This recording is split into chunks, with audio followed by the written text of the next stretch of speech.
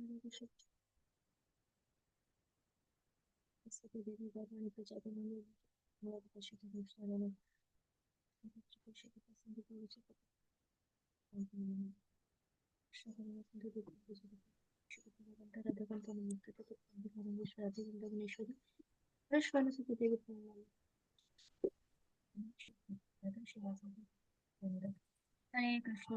कृष्ण कृष्ण हरे हरे हरे राम हरे राम। प्रभुपाद की जय।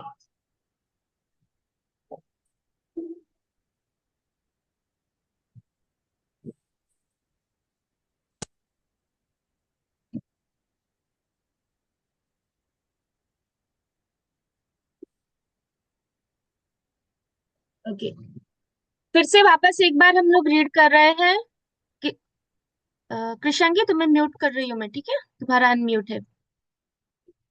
ओके, फिर से वापस से एक बार रिवाइज कर रहे हैं सारे श्लोका मीनिंग, ठीक है?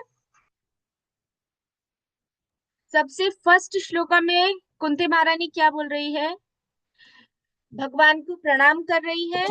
प्रणाम कर रही है क्योंकि भगवान आदि पुरुष है, भगवान भौतिक जगत के गुणों के परे है, और भगवान सभी चीजों के अंदर भी है और बाहर भी है, लेकिन फिर भी मूर्ख लोगों को भगवान से नहीं है। ये सबसे पहला श्लोका है, ठीक है? फिर से मैंने दूसरा, फिर दूसरे श्लोका में क्या बोला है? कुंती महारानी बोल रही है कि प्रभु आप क्या करते हैं, हमें याद रखना है। दूसरे श्लोकों में पर्दे के बारे में बताया कुंती महारानी ने।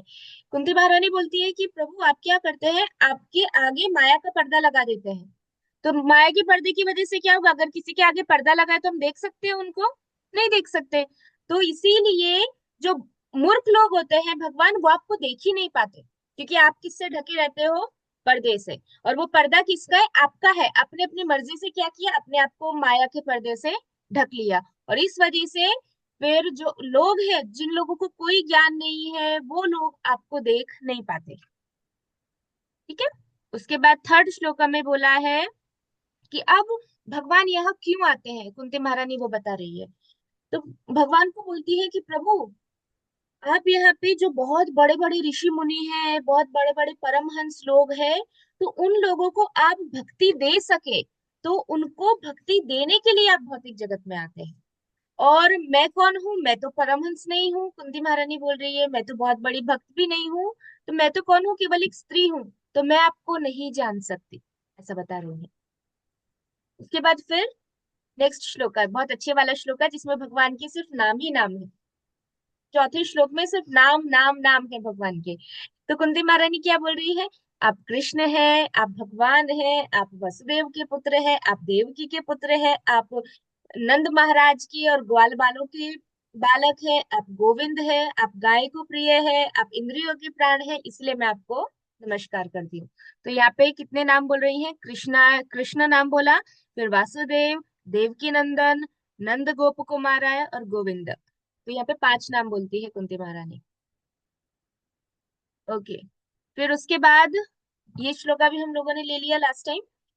अब ये पूरे श्लोका में किसके बारे में बता रहे हैं? कमल के बारे में, कि भगवान का जो रूप है उसको कुंती महारानी किसके साथ कंपेयर कर रही है? कमल के साथ।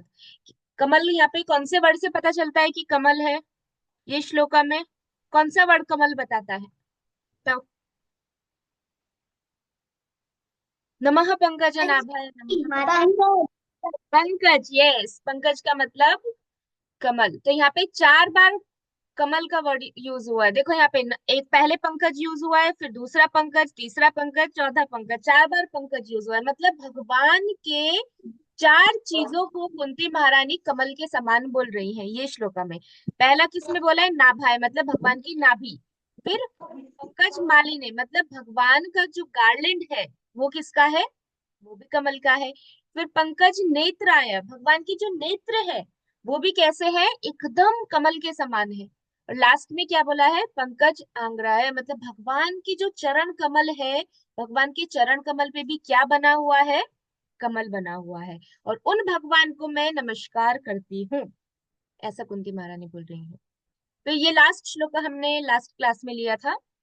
ये श्लोक हमें क्या बता रही थी कुंती महारानी? कि आपने देव की माता को और मुझे, हमारी रक्षा की है। फिर इसमें बताती है कि देवकी माता की रक्षा कैसे की है। तो बोलती है कि देवकी माता को कंस ने दुष्ट दुष्ट कंस ने क्या किया था, बंदी गृह के अंदर डाल दिया था। और बंदी गृह में डालने के बाद उनको बहुत सताया था।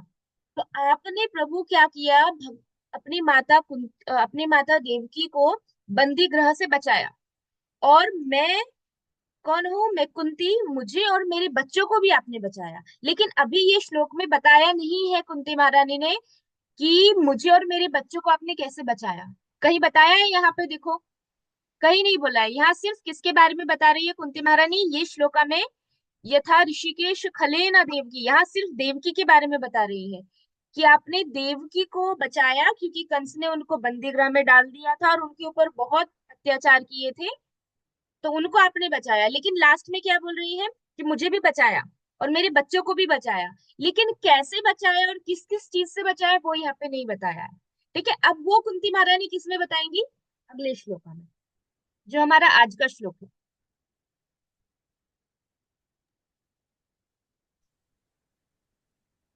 हाँ, कौन कौन रिसाइट करेगा, सिया माता रिसाइट। जी मैं करूँ? मैं करूँ? बोला, इसने बोला। मैं क्या करूँ माता जी? ठीक माता है, जी मैं करूँ?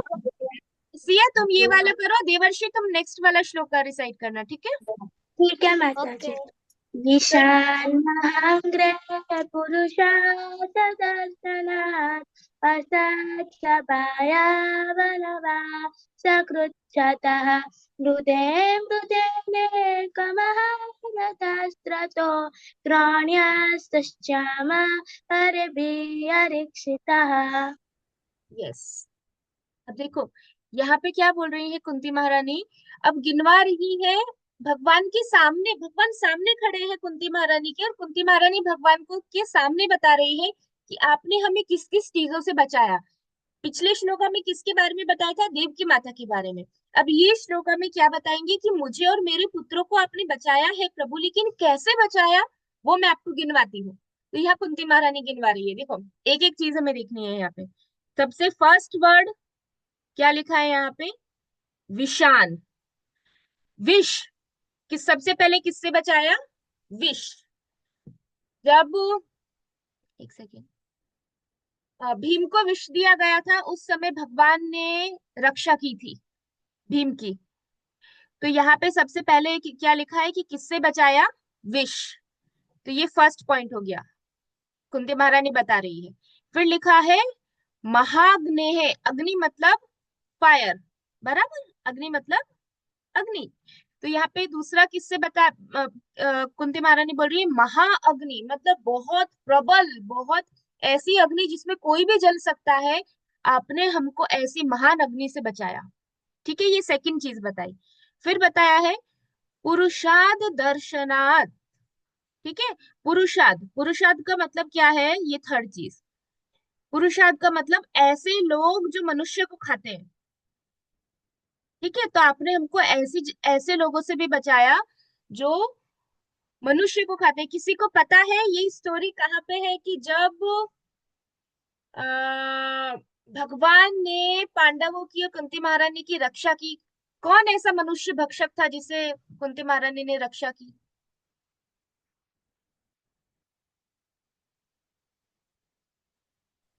माता जी वो पता है वो एक राक्षस और राक्षसी थे।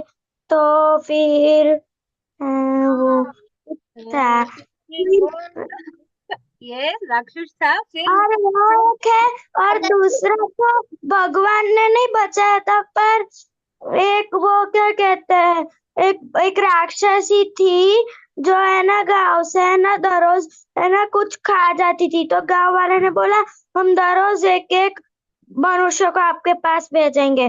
तो अभी भीम का टर्न था तो उन्होंने है ना बहुत बड़ा बुलक काट भर के है ना खाने का ले गए और वो खुद भी गए। उधर हंस हंस के खा रहे थे वो जो राक्षसी थी ना। तो वो है ना वो गुस्सा हो गए कि आप मेरा भोजन क्यों खा रहे हो, अभी मैं आपको ही खा जाऊंगी। माता तो जी खा जा, घटोत्कच का खा जाऊंगा। क्या माता जी? शशि नहीं थी, वो राक्षस था। घटोत्कच नहीं, घटोत्कच नहीं था। घटोत्कच तो पांडवों की टीम में था। किसको उसका नाम याद है?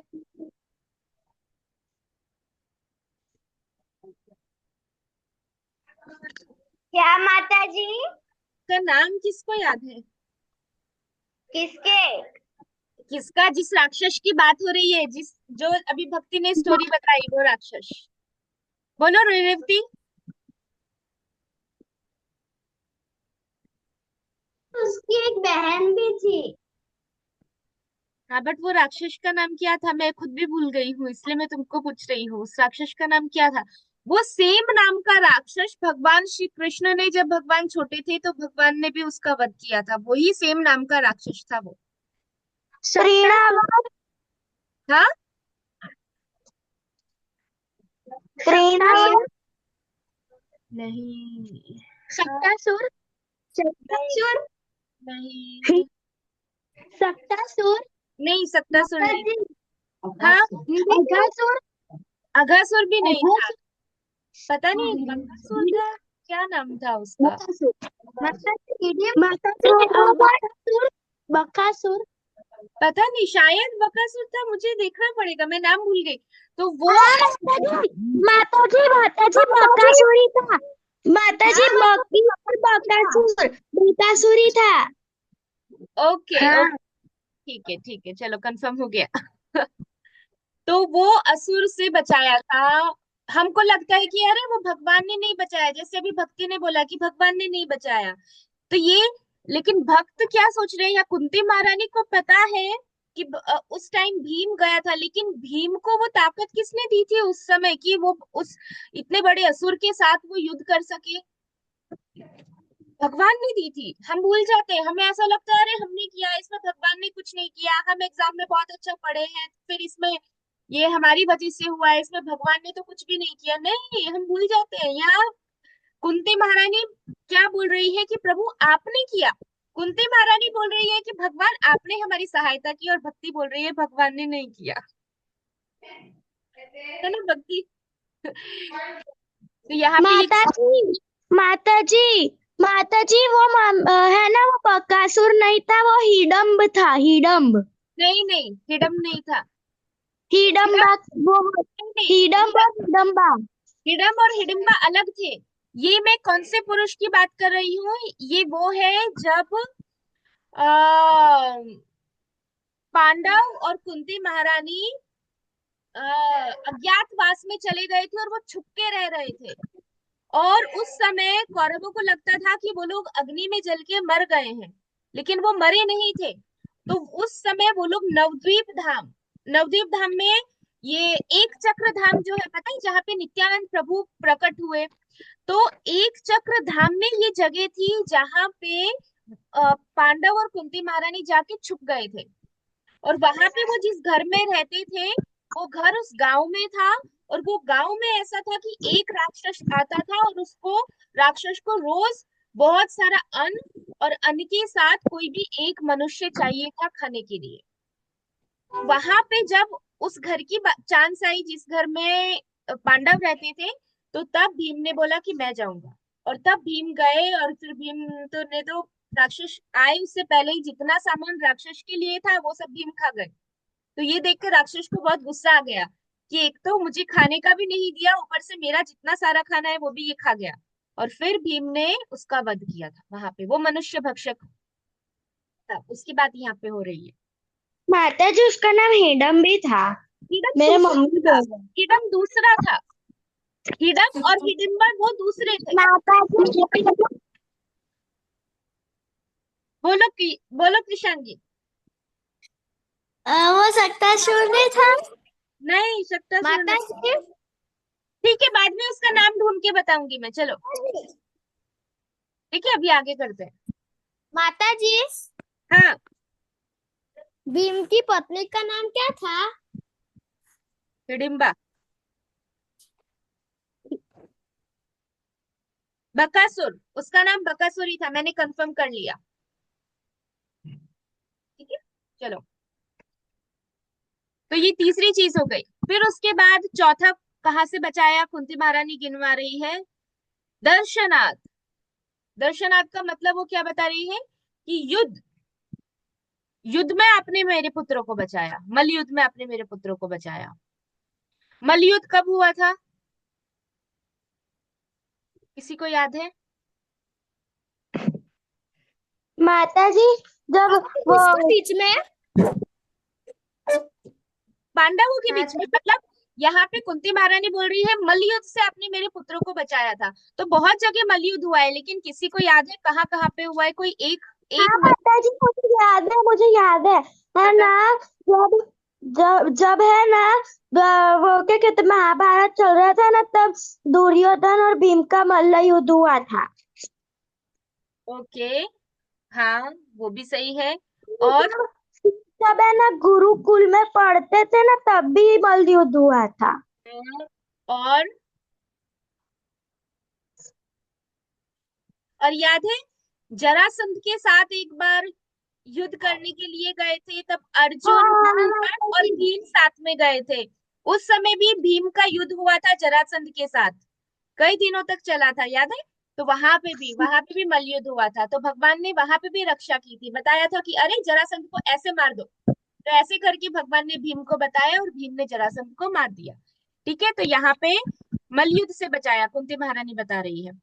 फिर लिखा है असत सभाया, मतलब दुष्ट सभा से बचाया। दुष्ट सभा से मतलब, माता जी, उसका मतलब जब है ना उनका वो वस्त्र हरण हो रहा था ना, वो सभा में है ना, भगवान ने उनको साड़ी दे जा रहे थे, तब बचाया था उनको। किसको, उनको किसको, किसको भगवान ने साड़ी दी थी? कुंती महारानी को। माता जी, द्रौपदी को। द्रौपदी को, कुंती द्रौपदी किया था। द्रौपदी को। को राक्षस माता जी, हाँ, जो वो राक्षस था ना, वो इतनी मतलब कि जो उसकी साली थी ना, तो वो खींच खींच कर थक गया वो पर। हाँ दुशासन, यस। तो वहां पे भी भगवान ने वो सभा में पांडवों की लाज रखी थी और द्रौपदी को बचाया था। बहुत बड़ी साड़ी भगवान ने दी थी, अनलिमिटेड, कोई कमी नहीं है। भगवान के पास इतनी बड़ी फैक्ट्री है कि उसमें इतने कपड़े हैं कि कभी कोई कपड़ों की कमी नहीं होती है। तो भगवान देते गए देते गए देते गए। ठीक है, तो ये पांचवी चीज बोल रही है कुंती महारानी। फिर उसके माता बाद जी, वनवास कृच्छतः, कृच्छतः का मतलब होता है कष्ट। किसके कष्टों से बचाया? वनवास, वनवास के कष्टों से बचाया। वनवास में जाना कोई खुशी की बात नहीं है, कोई बहुत, हम कोई ट्रिप पे नहीं जा रहे हैं कि अरे चलो अब हम वनवास जाते हैं, ऐसा नहीं है। वनवास जाने का मतलब क्या है? आपको सारी चीजें, सब कुछ घर पे छोड़ के जाना है। अपना टिफिन पैक करके नहीं जाना है, अपने बैग में कपड़े भर के नहीं ले जाने हैं, अपनी बहुत सारी बुक्स, अपनी सारी चीजें, टॉयज, सब कुछ लेके जाना है, नहीं। वनवास का मतलब है कि आपको सिर्फ, आपको एक वस्त्र जो आपने पहने हैं एकदम सिंपल, वो वस्त्र पहन के सारी ज्वेलरी, सब कुछ, सारा सामान जिससे आपको आराम मिलता है, सब सामान घर पे छोड़ के जाना है। तो ऐसे वनवास पे कुंती महारानी और पांडव गए थे। तो और द्रौपदी, तो वो बता रहे हैं कि जब इस तरह का वनवास हुआ था तो वनवास में बहुत सारे कष्ट आए थे, क्योंकि वनवास में कष्ट तो आएंगे, लेकिन आपने हमारे वनवास के सभी कष्टों से हमारी रक्षा की है। ठीक है, जैसे एक एग्जाम्पल लेते हैं कि वनवास के समय कौन आए थे? आ, ये दुर्वासा मुनि। दुर्वासा मुनि आए थे, उनके 10,000 शिष्यों को लेके। हाँ, तो अब उन्होंने बोला हमको भोजन करना है, और द्रौपदी के पास अक्षय पात्र था। अक्षय पात्र का मतलब उसमें से कभी भोजन कम नहीं पड़ता था, लेकिन उसकी एक कंडीशन थी कि अगर लास्ट में द्रौपदी खा लेगी, तो द्रौपदी के खाने के बाद फिर उसमें कुछ नहीं होगा, फिर सीधा नेक्स्ट डे। लेकिन और उस दिन क्या हुआ, दुर्वासा मुनि आए और द्रौपदी ने खा लिया था। तो सबको टेंशन हो गया कि अभी इतने सारे दुर्वासा मुनि के शिष्य को कौन खिलाएगा, और दुर्वासा मुनि तो गुस्से वाले मुनि है, उनको तो बहुत जल्दी गुस्सा आ जाता है। तो तब द्रौपदी ने भगवान का स्मरण किया और भगवान वहां तुरंत प्रकट हो गए वनवास के समय। और फिर भगवान ने एक छोटा सा दाना उसमें से निकाला और खाया, और उससे सभी ऋषि मुनि संतुष्ट हो गए और फिर वो वहां से भाग गए। कि अरे अभी हमने बोला है कि हमको तो खाना है और अभी हम खाएंगे नहीं तो भीम गुस्सा हो जाएगा, इसलिए फिर वो वहां से चले गए। गरम हो गया। फिर आगे लिखा है मृधे मृधे। मृधे मृधे मतलब बार बार बचाया। किस में से? युद्ध में से। ठीक है, तो बार बार भगवान ने किस में बचाया? युद्ध में। महाभारत का युद्ध हुआ ना, कितनी बार युद्ध में कितनी बार भगवान ने अर्जुन को बचाया, यहाँ बचाया। क्योंकि वहां पे मेन कौन थे जो सब पांडव की रक्षा कर रहे थे? वो भगवान कृष्ण ही थे। ऐसा कौन बोलते हैं? परीक्षित महाराज बोलते हैं श्रीमद् भागवतम में कि महाभारत जैसे युद्ध में सामने भीष्म पितामह थे, भीष्म पितामह के सामने पांडव कुछ थे? कुछ भी नहीं थे। भीष्म पितामह के एक बाण से सब पांडव मर सकते थे, इतनी पावरफुल भीष्म पितामह थे, द्रोणाचार्य थे। अब परीक्षित महाराज बोलते हैं कि मेरे दादा अर्जुन तो एक छोटी सी कैसे मछली थे। बना रही हो? कौन अनम्यूट है? प्रशांगी तुम म्यूट कर लो खुद को। तो वो बताते हैं कि परीक्षित महाराज की मेरे दादा अर्जुन तो इतनी छोटी सी मछली थे, इतनी छोटी सी, और सामने भीष्म पितामह तिमिंगला मछली थे। तिमिंगला मछली को बोला जाता है कि वो 10-20 हाथी जितनी बड़ी होती है। तो बोलते हैं मेरे दादा तो इतने छोटे से थे और सामने भीष्म पितामह इतनी बड़ी मछली जैसे थे, फिर भी भगवान के होने के कारण मेरे दादा अर्जुन जीत गए। तो ये भगवान ने वहां पे बचाया। तो वही चीज है कुंती महारानी गिनवा रही है, तो ये 6 हो गया। फिर ये मृधे मृधे, ये हो गया 7। फिर यहाँ पे लिखा है अनेक महारथास्त्र। तो मतलब युद्ध में बहुत बड़े बड़े महारथी होते हैं ना, जो युद्ध करते हैं।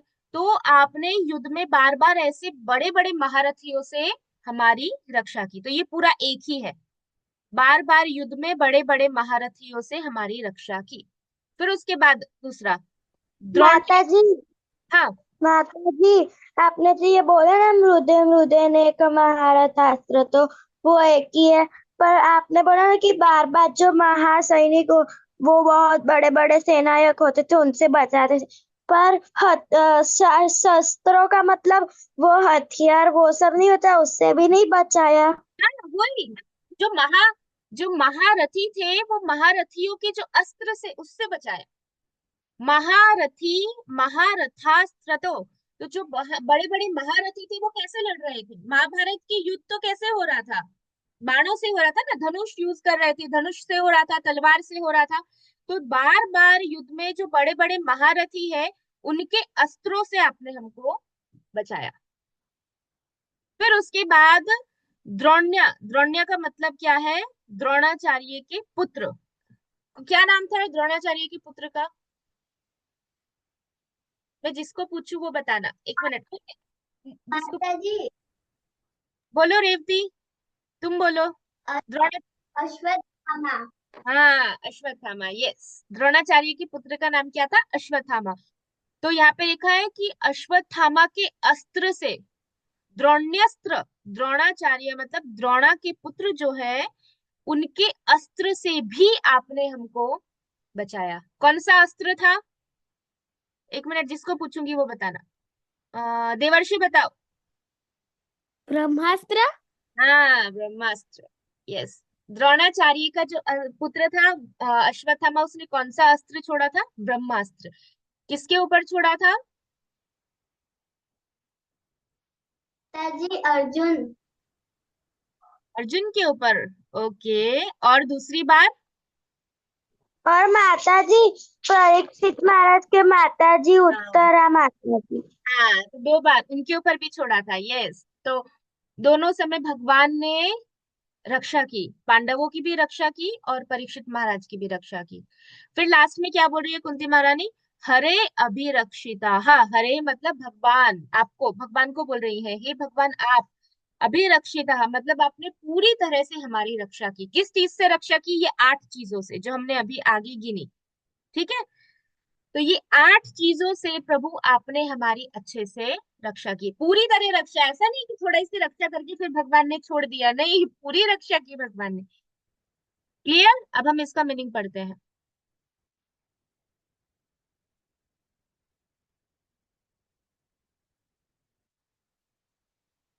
देखो, यहाँ पे क्या बोल रहे हैं अभी, एक एक वर्ड।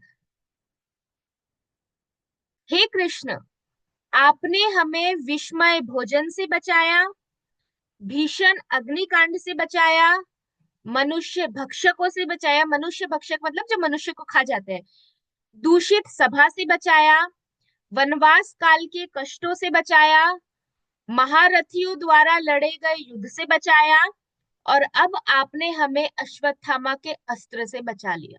तो ऐसे करके टोटल 8 चीजें यहाँ पे कुंती महारानी बोलती है। ठीक है, समझ आ गया। अब हम लोग जल्दी से एक दूसरा श्लोका ले लेंगे। तब तक मैं किसको बोलती हूँ, कृषांगी, इस ये जो मीनिंग है ना इसका श्लोका का, उसको रीड कर दो। हे कृष्णा, आपने हमें विस्मय भोजन से, भीषण अग्नि का कारण से, मनुष्य भक्षकों से, दुष्सभा से, वनवास काल के कष्टों से तथा महारथियों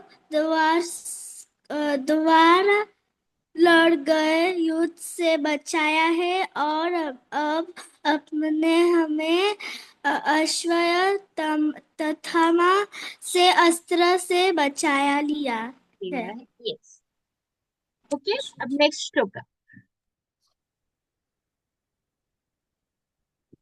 ये आ गया, इसको मिटाना पड़ेगा।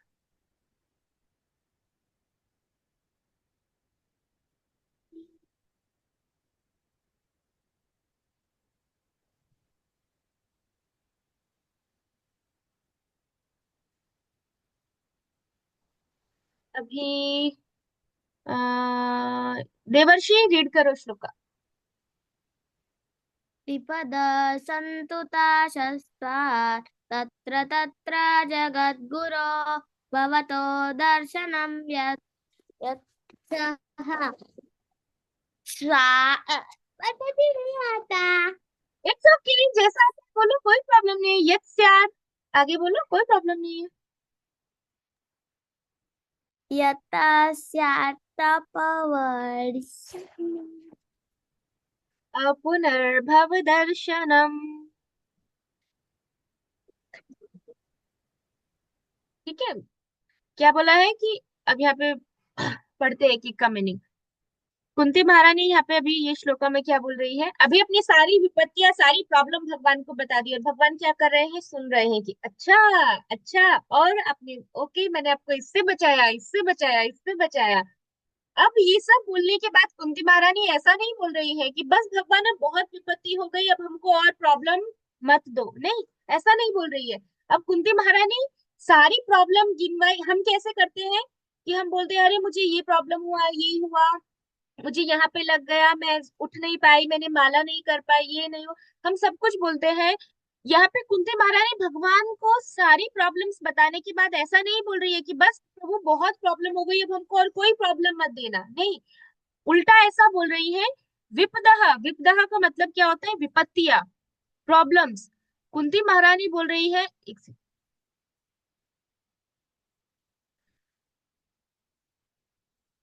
हम्म, कुंती महारानी बोल रही है विपदा मतलब जो प्रॉब्लम है उनको संतु, संतु मतलब आने दो। प्रभु जितनी ये सारी समस्याएं हैं, जितनी सारी प्रॉब्लम हो रही है कृष्ण, जो मैंने अभी आपको गिनवाया वो तो आपने हमारी हेल्प कर दी, लेकिन अभी आप आगे भी बहुत सारी प्रॉब्लम को आने दो। क्यों आने दो, ता ता मतलब सारी सारी समस्याओं को आने दो, एक बार नहीं, दो बार नहीं, क्या बोल रही है, शाश्वत, बार बार आने दो। हम कभी बोलते हैं भगवान को ऐसा कि कृष्ण बहुत दिनों से मेरी लाइफ में कोई प्रॉब्लम नहीं आई है, अभी मेरी लाइफ में थोड़ी प्रॉब्लम आ जाए तो अच्छा है, ऐसा बोलते हैं, नहीं बोलते हैं। लेकिन कुंती महारानी बोल रही है कि आपने हमें ऑलरेडी इतने सबसे बचाया है, लेकिन मैं आपको प्रार्थना करती हूँ कि मेरी लाइफ में बार बार ऐसी विपत्तियां आती रहे। फिर आगे क्या बोलती है, तत्र तत्र मतलब वहां वहां, जगत गुरु भगवान, जगत गुरु को मतलब भगवान, क्या बोल रही है, विपदा संतोता शश्वता मतलब हे प्रभु, हे जगत गुरु, विपत्तियों को बार बार आने दो।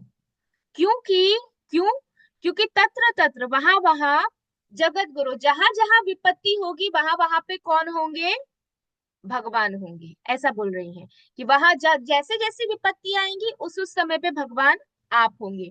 फिर आगे क्या बोल रही है, भवतो दर्शनम, और क्योंकि आप वहां पे आ जाओगे तो आपके दर्शन, भवतो मतलब आपके, दर्शनम मतलब आपके दर्शन से। फिर आगे बोलते हैं यत्स्यात, यत्स्यात मतलब जो भी प्रॉब्लम है, जो भी है वो सब, अपुनर्भव दर्शनम, फिर वापस से, क्योंकि आपको हमने देख लिया है तो आपको देखने की वजह से अभी हमें फिर से ये भव को, मतलब ये भव सागर को, भौतिक जगत को दूसरी बार देखना नहीं पड़ेगा। तो अब इसका मतलब फिर से समझते हैं। विपदा संतु तशश्वत, क्या बोल रहे कुंती महारानी, हे प्रभु, विपदा, प्रॉब्लम को आने दो, बार बार आने दो, क्योंकि जब बार बार प्रॉब्लम्स आएगी तो वहां पे कौन आएंगे उनकी हेल्प करने के लिए, भगवान आएंगे। और जब भगवान हेल्प करने के लिए आएंगे तो कुंती महारानी सामने भगवान का दर्शन करेंगी, और जब सामने भगवान का दर्शन करेंगी तो क्या होगा, कुंती महारानी बोल रही है कि हम ये भौतिक जगत से बाहर निकल जाएंगे और फिर हमको दूसरी बार भौतिक जगत में आना ही नहीं पड़ेगा। इसीलिए वो, उन्होंने गिनवाया, पीछे जितनी बार भी उनको प्रॉब्लम हुआ वहां पे भगवान उनकी सहायता करने के लिए आते थे। तो कुंती महारानी बोलती है कि इसलिए आने दो, बार बार प्रॉब्लम्स आएगी तो अच्छा है, क्योंकि बार बार प्रॉब्लम आएगी तो हम आपको देख सकते हैं, ऐसा कुंती महारानी बता रही है। इसीलिए हमें भी कभी कोई प्रॉब्लम होता है तो हमें सोचना नहीं चाहिए, अरे कृष्ण तो ऐसे है, कृष्ण, कृष्ण ने मेरे साथ ऐसा क्यों किया, देखो उसको तो कृष्ण ने ये दिया, मुझे ये नहीं दिया, कृष्ण ऐसे है, कभी नहीं सोचना चाहिए। हमारी लाइफ में प्रॉब्लम आ रही है तो ये श्लोक का याद करना चाहिए कि देखो कुंती महारानी तो प्रार्थना करती है, तो जब प्रॉब्लम आती है तो हम भगवान को कितना याद करते हैं, और जब हम खुश होते हैं तो हम भगवान को भूल जाते हैं। खुशी खुशी में तो हमें प्रसाद याद आता है, फेस्टिवल याद आता है, हमें घूमना याद आता है ना, भगवान को भूल जाते हैं। लेकिन जब प्रॉब्लम होती है तब हम भगवान को याद करते हैं, तो वो कुंती महारानी ने यहाँ पे बोला।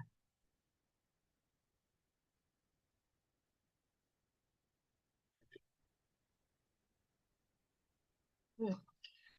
रेवती, मीनिंग रीड करो।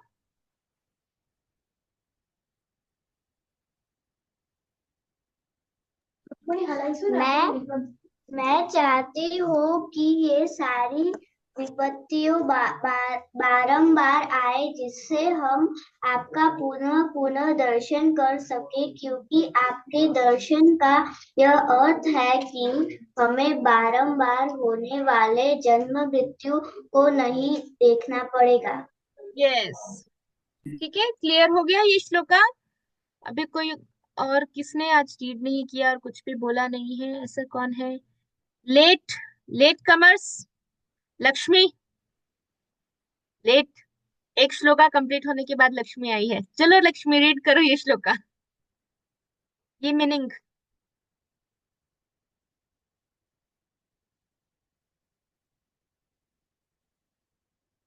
रुको मैं तुमको अनम्यूट करती हूँ।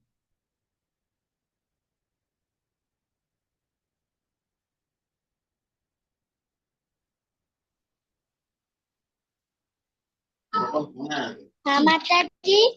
हाँ लक्ष्मी रीड करो, मीनिंग रीड करो।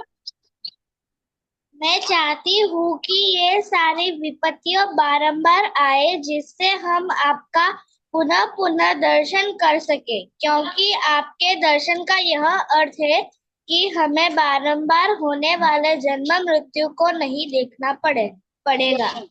Yes, good. तो यहाँ पे कुंती महारानी ने पहले अपनी सारी विपत्तियां बता दी, और फिर विपत्ति बताने के बाद अभी क्या बोल रही है कि बस प्रभु ये सारी विपत्तियों को बार बार आने दो।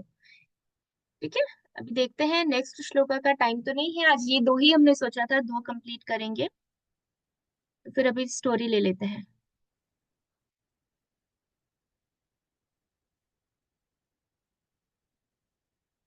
ओके, दोनों श्लोका याद हो गए आज की?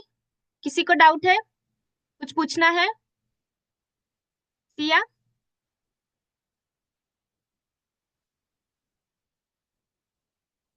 ओके, मैं स्क्रीन शेयरिंग बंद करती हूँ।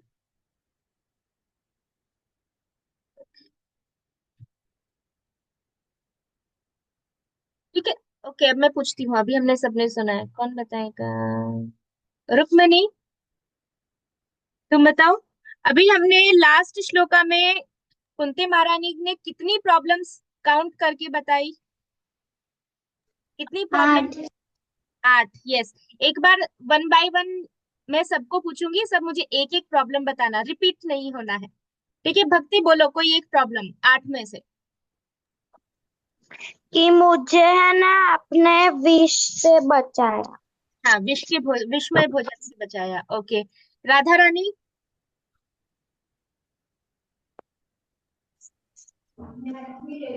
कि जब हम वन में थे तब आपने हमें वो राक्षस से बचाया, हाँ। बकासुर। हाँ, बकासुर से बचाया। ओके। उसके बाद कृषांगी?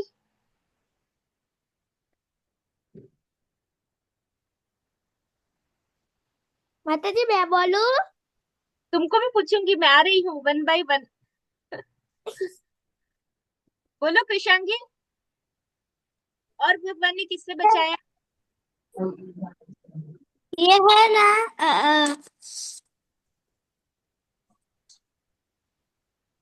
माता जी मैं बोलूं? आएगी आएगी, तुम्हारी टर्न भी आएगी, पहले कृषांगी को बोलने दो।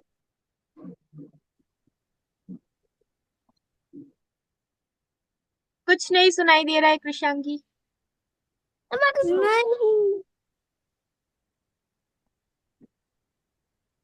ठीक है, चलो कोई बात नहीं। सिया तुम बोलो। प्लीज। माता जी प्रॉब्लम बताई कि उन्होंने उन्होंने है ना भरी सभा में वो जो दुशासन थे ना, द्रौपदी को बचाया था। हाँ, दूषित सभा से बचाया। ओके पंची।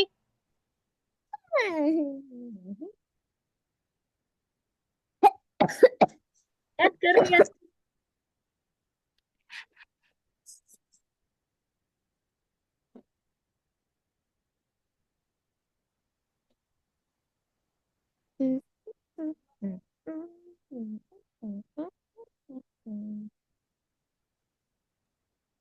कुंती महारानी ऐसा कह रही है कि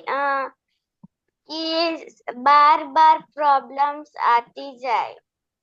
हाँ नहीं, वो तो है, लेकिन इससे पहले वाला श्लोका हमने पढ़ा ना, जिसमें बहुत सारी प्रॉब्लम्स आई थी कुंती महारानी को।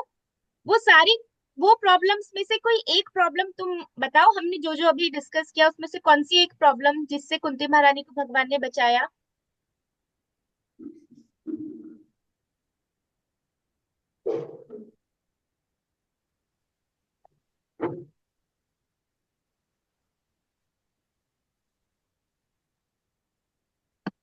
चलो रुक्मणी तुम बताओ, तुम तब तक सोचो पंची।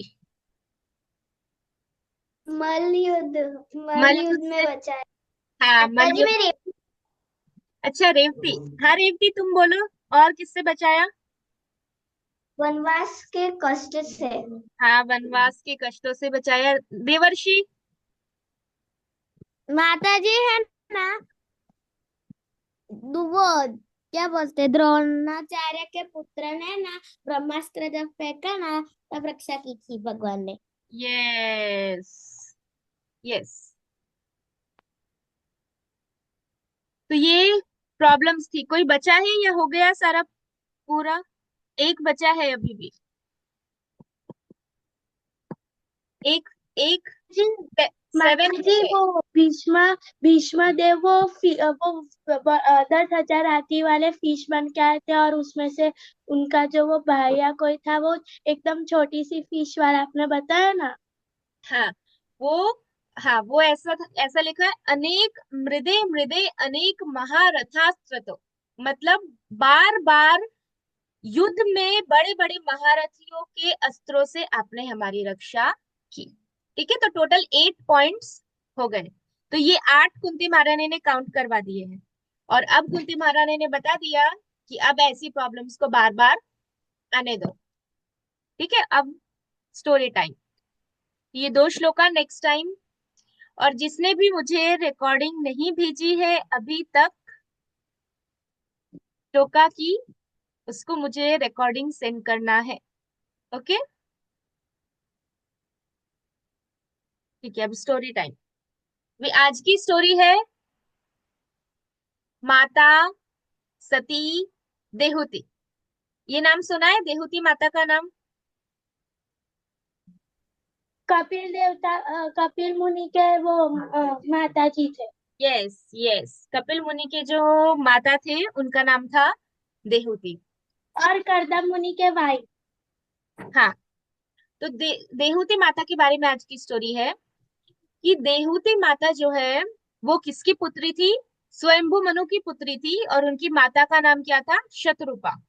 तो शत्रुपा और स्वयंभू मनु की पुत्री थी। टोटल उनकी 3 पुत्रियां थी, प्रसूति, आकृति और देहूति, ये 3 पुत्रियां थी। उसमें से देहूति उनकी एक पुत्री थी।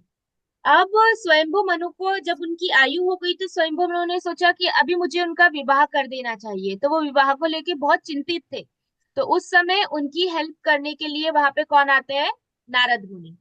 नारद मुनि उनको बताते हैं कि आप सीधा कर्दम मुनि के पास चले जाओ, क्योंकि कर्दम मुनि एक बहुत महान ऋषि है, और कर्दम मुनि से आपकी पुत्री का विवाह करवा दो।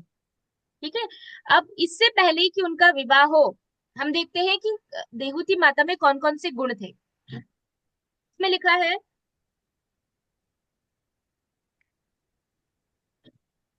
कि बचपन से ही देहूति माता में सारे अच्छे गुण थे। अच्छे गुण का मतलब क्या होता है? कि जो भी एक अच्छी स्त्री में सारे गुण होने चाहिए, वो सारे गुण देहूति माता में थे।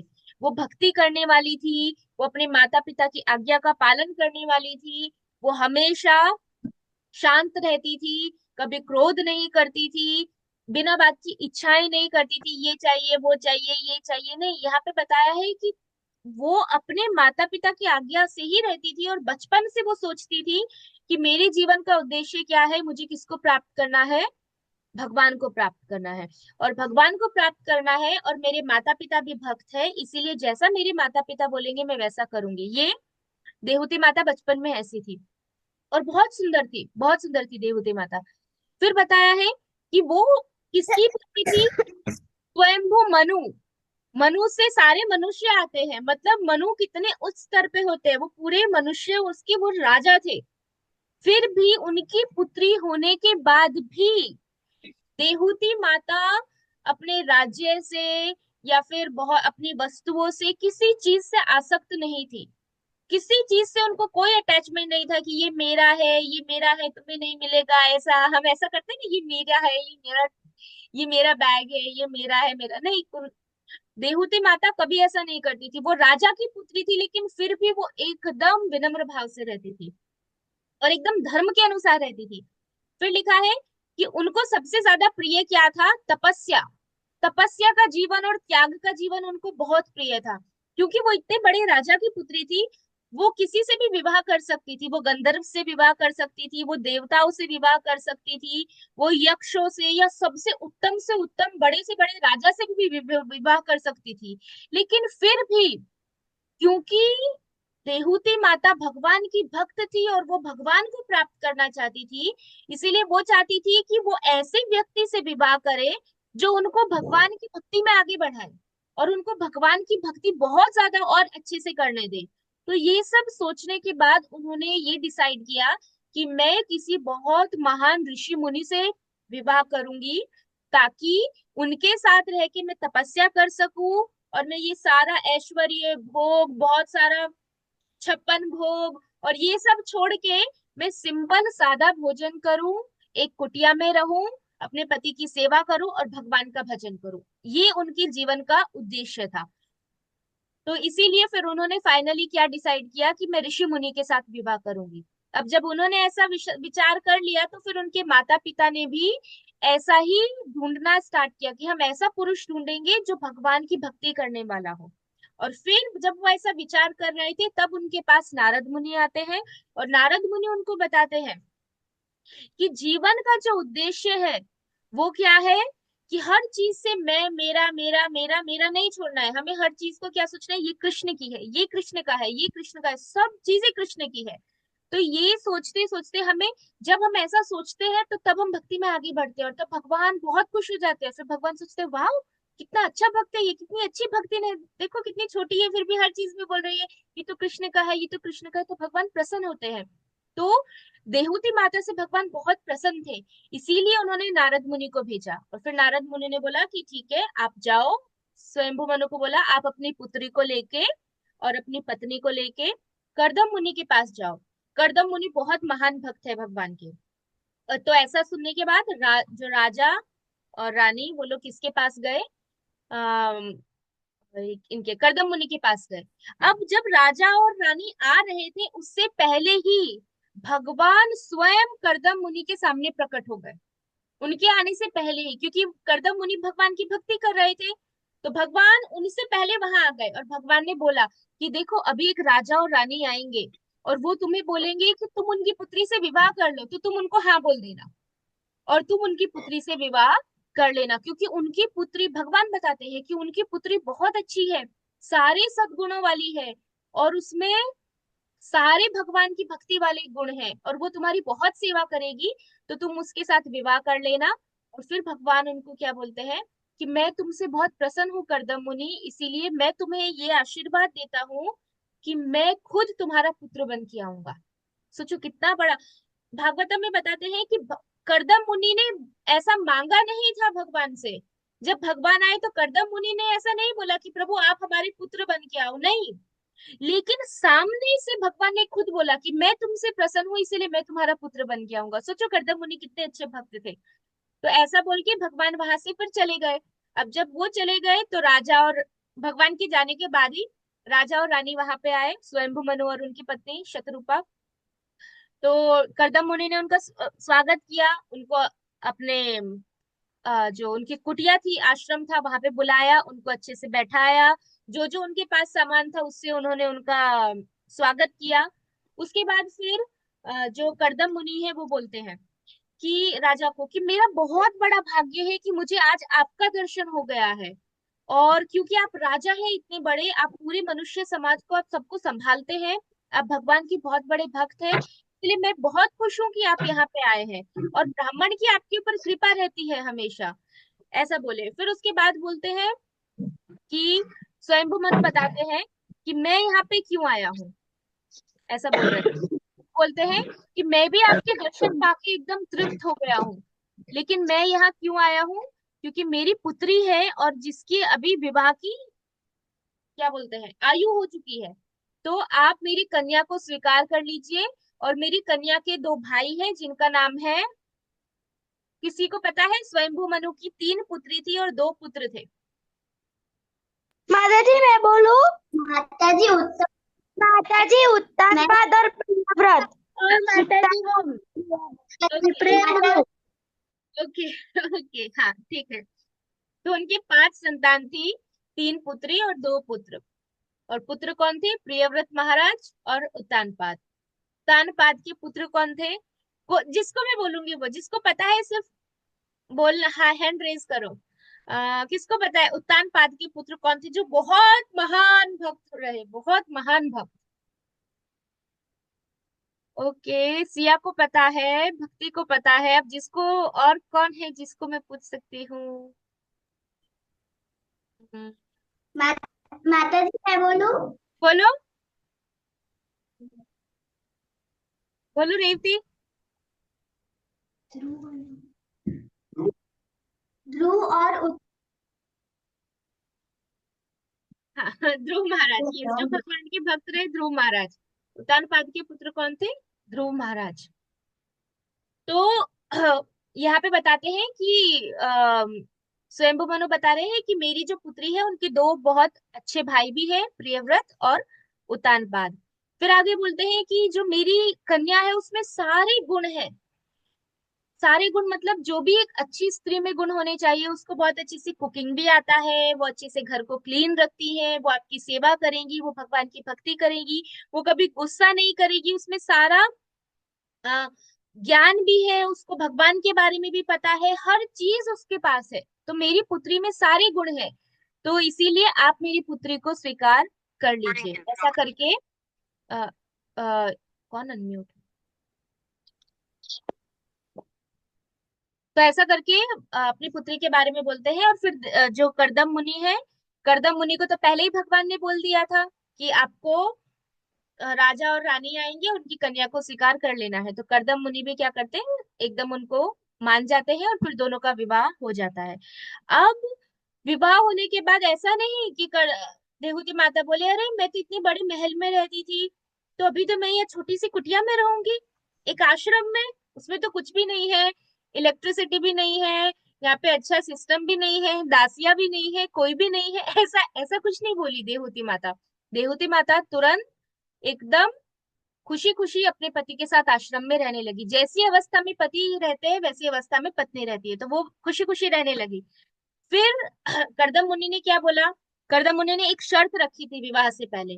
उन्होंने बोला था जैसे ही मेरी संतान होगी मैं इनको छोड़ के वनवास चला जाऊंगा भगवान का भजन करने के लिए। तो देवती माता ने उस पे भी हाँ बोल दिया कि ठीक है, और उनके माता पिता ने भी हाँ बोल दिया। तो ऐसा करके फिर देवती माता एकदम ध्यान पूर्वक पूरे मन से पूरी इच्छा से अपने पति की सेवा करने लगी। उन्होंने, उनके मन में कोई द्वेष नहीं था, कोई लोभ नहीं था, क्योंकि ऋषि मुनियों के पास बहुत शक्ति होती है। हम आगे देखेंगे, अभी ऋषि मुनि जो चाहे वो दे सकते हैं, लेकिन फिर भी करदम मुनि एकदम साधारण रूप में तपस्या करते थे और देहूती माता सिर्फ उनकी सेवा करती थी। कभी भी ऐसा नहीं बोलती थी कि अभी मैंने आपकी बहुत सेवा की है, अभी मुझे थोड़ा आराम करना है, या अभी मुझे थोड़ा घूमने जाना है, मैंने तो ये वनवास ये जंगल में कुछ देखा ही नहीं है, मैं तो कुटिया में रहती हूँ, नहीं ऐसा कुछ भी नहीं बोला। और वो सेवा करती रही करती रही करती रही। उसमें बताया है कि पूरे विश्वास के साथ, पवित्रता के साथ, एकदम उदारता के साथ, पूरे संयम के साथ, प्रेम के साथ और बहुत मीठे वचनों के साथ अच्छे से बोलती थी। ऐसा नहीं कभी भी गुस्सा कर दिया, बहुत सारा काम करने को मिलता है तो तब हम गुस्सा हो जाते हैं ना, तो वो गुस्सा भी नहीं होती थी।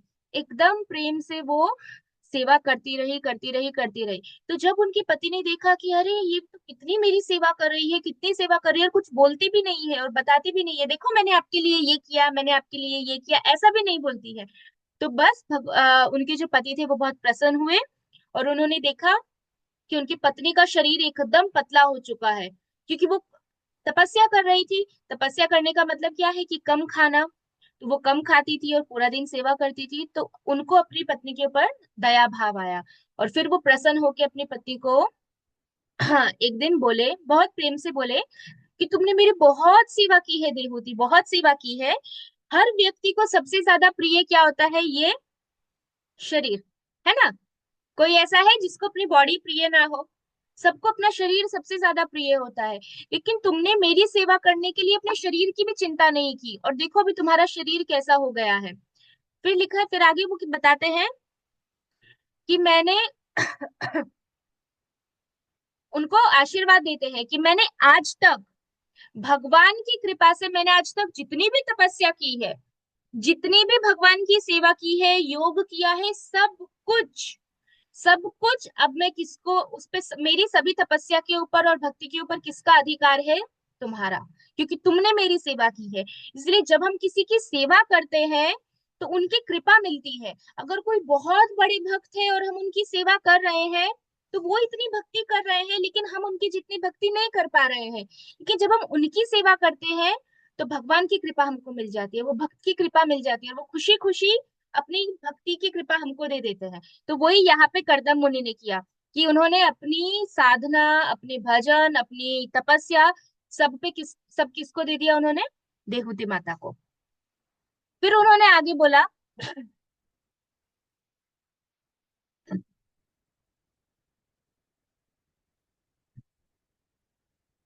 हाँ, फिर आगे करदम मुनि उनको बोलते हैं कि अब मैं तुमको दिव्य दृष्टि देता हूँ, जिससे तुम ये सारी साधना भक्ति जो भी मैंने दिया है तुम ये सब देख सकती हो। फिर देहूति बोलती है करदम मुनि को कि आपके पास बहुत इतनी शक्तियां हैं, इतनी शक्तियां हैं कि जिसकी मैं कल्पना नहीं कर सकती, लेकिन फिर भी मैं चाहती हूँ कि मुझे संतान हो, क्योंकि वो पति पत्नी थे। तो उन्होंने इच्छा की, तो करदम मुनि ने बोला कि ठीक है, तो मेरी इच्छा से तुम्हें संतान होगी। तो केवल करदम मुनि के सोचने से, पहले करदम मुनि ने क्या किया कि देहूति को अपनी शक्ति से इतनी सारी दासियां दे दी कि वो सभी दासियों ने देहूति माता का जो शरीर था उसको बहुत सुंदर कर दिया। फिर उसके बाद करदम मुनि ने अपनी शक्ति से इतना बड़ा विमान बनाया और फिर वो विमान इतना सुंदर था, तो सब देवहूति माता को लेके और सभी दासियों को लेके वो विमान पे गए, और लंबे समय तक, क्योंकि उन्होंने कभी आश्रम के बाहर कुछ नहीं देखा था, तो फिर कर्दम मुनि ने उनको हर जगह घुमाया और सब कुछ दिखाया। फिर कर्दम मुनि की इच्छा, सिर्फ संकल्प से देहूति माता को 9 कन्याएं हुई, 9 पुत्रियां। अब उनको 9 पुत्री हुई, तो उन्होंने क्या बोला था कि जैसे ही आपको संतान होगी, मैं ये आपको छोड़ के चला जाऊंगा। तो वो उनको छोड़ के जा रहे थे। तो जैसे ही वो जा रहे थे, तो देहूति माता ने बोला कि प्रभु आप जा तो रहे हैं, लेकिन ये पुत्रियों का विवाह कौन कराएगा, ये तो पिता का कार्य है। और पुत्रियां विवाह करके चली जाएगी तो मेरे पास कौन रहेगा, मुझे बुढ़ापे के लिए कोई तो चाहिए पुत्र ऐसा। तो ये सुनने के बाद कर्दम मुनि थोड़े समय वहां पे रुक गए, और फिर उन्होंने अपनी जो सभी पुत्रियां थी, वो सभी पुत्रियों का, 9 की 9 पुत्रियों का 9 ऋषियों के साथ विवाह किया। जैसे उनकी सबसे पहली पुत्री जो थी, उसका नाम था कला, तो कला का विवाह उन्होंने मरीचि के साथ किया। फिर अनुसुईया, अनुसुईया का नाम सबको पता है, वो बहुत बहुत चेस्ट पतिव्रता स्त्री थी। तो अनुसुईया का विवाह किया अत्रि के साथ। फिर श्रद्धा का विवाह किया अंगिरा ऋषि के साथ। फिर हविर्भू का विवाह किया पुलत्स्य ऋषि के साथ। गति का विवाह किया पुलह ऋषि के साथ। फिर क्रिया का क्रतु के साथ। ख्याति का भृगु मुनि के साथ। और अरुंधति का विवाह किसके साथ किया, बताओ किया? अरुंधति का विवाह किसके साथ किया? Vashishtha. Vashishtha. Yes. Last time हमने पढ़ा था ना अरुंधति के बारे में, लास्ट स्टोरी ये उनकी थी। तो उनका विवाह वशिष्ठ मुनि के साथ हुआ। तो ऐसे उन्होंने पूरा विवाह कर दिया। और फिर उसके बाद कर्दम मुनि वहां से चले गए, और उन्होंने बोला कि अभी आपको थोड़े ही समय में पुत्र होगा, जो साक्षात भगवान है। और ऐसा ही हुआ। भगवान कपिल का जन्म हुआ। अनम्यूट। भगवान कपिल का जन्म हुआ। और जब उनका जन्म हुआ, तो कपिल मुनि ने तो बोला कि वो थोड़े बड़े हुए, और उन्होंने बोला अब मैं जा रहा हूँ वनवास। तो देवहूति माता ने सोचा, अरे मेरे पति भी वनवास चले गए, और ये अभी ये आए हैं और ये बोल रहे हैं कि मैं भी वनवास जा रहा हूँ, तो मुझे ज्ञान कौन देगा, मुझे भक्ति कौन देगा? तो ऐसा बोल के भगवान से रिक्वेस्ट किया कपिल मुनि से कि आप मुझे भक्ति के बारे में बताओ, ताकि मैं भी भजन कर सकूं। और फिर भगवान देवहूति माता को सामने बिठाते हैं, और उनको पूरा सांख्य योग और भक्ति के बारे में बताते हैं, जो श्रीमद् भागवतम का 3rd कैंटो है। और ये सब बताने के बाद भगवान फिर अपनी माता को बोल के वहां से चले जाते हैं। और फिर उसके बाद देवहूति माता बहुत ज्यादा भगवान की इच्छा से बहुत तपस्या करती है, इतना भजन करती है, इतना भजन करती है कि कि यही लाइफ में वो शरीर त्यागने के बाद भगवत धाम चली जाती है। जैसा भगवान उनको बोल के जाते हैं, बिल्कुल वैसे वो करती हैं, और भगवान का गुणगान करती हैं, कीर्तन करती हैं, भगवान का नाम जप करती हैं। और फिर वो लास्ट में कहाँ चली जाती है, भगवत धाम चली जाती है। तो ये माता बहुत जी, अच्छी। हाँ बोलो देवर्षि। माता जी वो जो वो देहूति का जो पुत्र हो, उनका जो पुत्र होते भगवान, उन्होंने भी ऐसा क्यों बोला कि मैं भी वनवास जा रहा हूँ? क्योंकि वो उसी के लिए आए थे, वो उद्देश्य। कपिल मुनि यहाँ पे क्यों आए थे? कपिल मुनि अभी भी तपस्या ही कर रहे हैं। कपिल मुनि जो है वो ऋषि मुनि के रूप में आए थे। अभी भी हम देखते हैं, पता है कौन सी स्टोरी आती है? महाराज सगर की स्टोरी आती है, पता है? उसमें भी हमने देखा है कि जब वो घोड़ा चोरी हो जाता है, इंद्र चुरा लेते हैं, तो महाराज सगर के जो 60,000 पुत्र है, वो घोड़े ढूंढने के लिए जाते हैं, और नीचे पाताल लोक तक चले जाते हैं। और वहां पे भी तपस्या कौन कर रहे होते हैं? कपिल मुनि। तो कपिल मुनि जो भगवान के अवतार है, वो उन्होंने जो ज्ञान देने वो आए थे, वो ज्ञान उन्होंने दिया। देहूति माता के माध्यम से कपिल मुनि ने सारा ज्ञान दे दिया, और फिर वो ज्ञान देने के बाद वो चले गए। क्योंकि अगर वो वहां पे रहना नहीं चाहते थे। वो चाहते थे कि जो ज्ञान वो देने के लिए आए हैं, जिसके लिए उनका अवतार हुआ है, वो उसको कंप्लीट करे, और फिर भगवान वहां से चले जाए, ताकि उनकी माता आगे जाके भजन कर सके। बस इसीलिए वो आए, उन्होंने सांख्य योग दिया, सारा भजन दिया, और फिर वो वापस चले गए। तो इसमें बताते हैं कि जिस स्थान पे देहूति माता ने शरीर छोड़ा, वो वो स्थान का नाम वो सरस्वती नदी के वहां पे है, और उस जगह को आज भी सिद्धि पद बोलते हैं। सिद्धि पद, सिद्धि पद का मतलब वो स्थान पे ही देहूति माता ने सिद्धि प्राप्त की थी। सिद्धि प्राप्त करना मतलब कोई शक्तियां नहीं प्राप्त करना, सिद्धि मतलब उन्होंने भगवान को प्राप्त कर लिया था और वो भगवत धाम गई थी। तो ऐसा है कि उनका जो शरीर था उसमें कोई भी दोष नहीं था, ये देहूति माता की शरीर में। इसीलिए वो जो स्थान था, वो स्थान भी एकदम पवित्र है जहाँ पे उन्होंने शरीर त्यागा। और लिखा है कि जिस जगह पे उन्होंने शरीर त्याग किया और फिर वो भगवत धाम गई, तो उनका जो परम पवित्र शरीर था वो एक नदी के रूप में कन्वर्ट हो गया। और फिर वहां पे लिखा है, और वो नदी की सेवा बड़े बड़े सिद्ध लोग जो है वो लोग करते हैं, और वो नदी में स्नान करने से लोगों की सिद्धियां हो जाती है, ऐसा बताया गया है। तो ये देहूती माता थी। तो देखो, वो एक अच्छी पुत्री थी, अच्छी पत्नी थी, और अच्छी भक्त थी। जब वो अच्छी पुत्री थी तब भी वो बहुत अच्छी भक्त थी, जब वो अच्छी पत्नी थी तब भी वो बहुत अच्छी भक्त थी, फिर जब वो माता थी तब भी वो बहुत अच्छी भक्त थी। तो तीनों केस में उन्होंने भगवान का भजन किया है, इसीलिए लास्ट में वो कहा गई भगवत धाम, भगवान की धाम गई। ठीक है, तो हमें किसके जैसा बनना है? देहूती माता की जैसा। अभी हम छोटे हैं जी। तो देहूती माता अपने मम्मी पापा की बात मानती थी, उनके माता पिता जो बोलते थे देहूती माता वो करती थी, वो भक्ति के लिए बोलते थे तो वो करती थी। तो हमें भी अभी जैसा माता पिता बोलते हैं वैसा करना है। ओके। माता जी, हाँ बोलो पंची। सरस्वती नदी कहाँ आई है? सरस्वती नदी अभी नहीं है, अभी सरस्वती नदी लुप्त हो गई है अभी।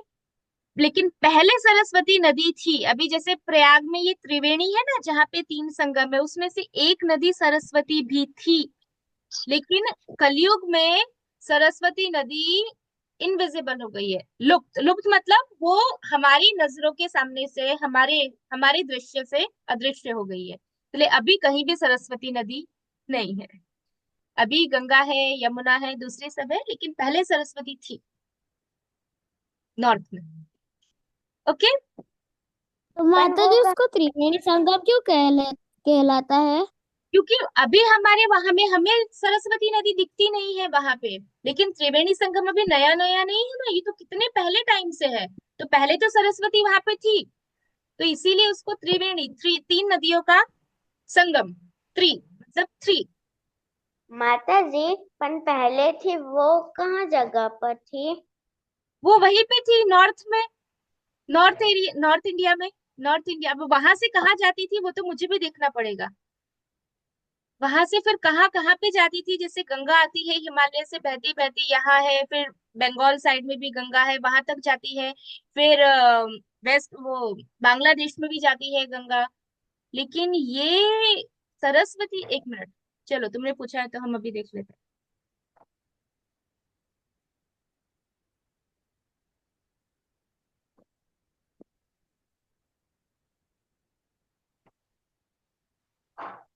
देखो, सरस्वती नदी हिमालय से निकलती थी, फिर वहां से वो पंजाब, हरियाणा, राजस्थान और गुजरात से होते हुए जो अरेबियन सी है, ठीक है, अरेबियन सी, वहां पे जाके वो मिल जाती थी।